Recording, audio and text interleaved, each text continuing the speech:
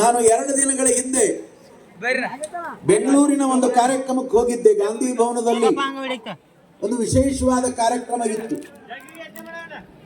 ನಾನು ಬೆಂಗಳೂರಿಗೆ ಹೋದಾಗ ಕಂಡದ್ದೇನು ಅಂದ್ರೆ, ಇವತ್ತು ಬೆಂಗಳೂರಿನಂತ ಮಹಾನಗರಿಯಲ್ಲಿ ಸಿಲಿಂಡರ್ ಇಲ್ಲದೇ ಇರುವ ಕಾರಣದಿಂದ ದೊಡ್ಡ ದೊಡ್ಡ ಹೋಟೆಲ್ಗಳು ಇವತ್ತು ಬಂದಾಗಿದ್ದಾವೆ, ಉದ್ಯಮಗಳು ಇವತ್ತು ಬಂದಾಗಿದ್ದಾವೆ.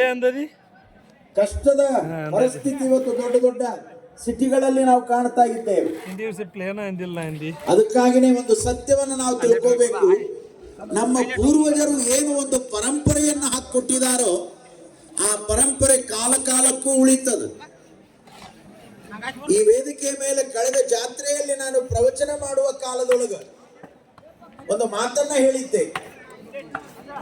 ಬಹುಶಃ ಈ ಮನುಷ್ಯ ಜಗತ್ತಿಗೆ, ಇಡೀ ಪ್ರಪಂಚಕ್ಕೆ ಕರೋನಾ ಅನ್ನುವಂತ ಹೆಮ್ಮಾರಿ ಬಂದು ಕಾಡಿದಾಗ ಎಲ್ಲವೂ ಲಾಕ್ಡೌನ್ ಆದವು. ದೊಡ್ಡ ದೊಡ್ಡ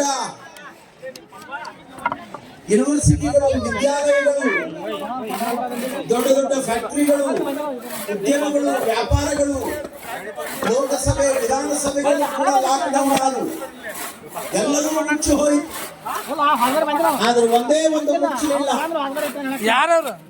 ಯಾವುದು ನೀವೆಲ್ಲ ಎಲ್ಲದೂ ಲಾಕ್ಡೌನ್ ಆಯಿತು. ಆದ್ರೆ ನಮ್ಮ ರೈತರ ಬದುಕಿನ ಹೊಲದ ಕೆಲಸಗಳು ಎಂದೂ ಲಾಕ್ಡೌನ್ ಆಗಲಿಲ್ಲ.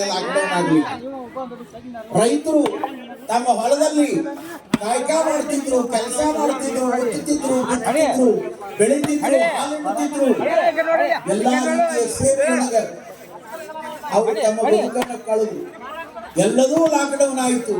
ಆದ್ರೆ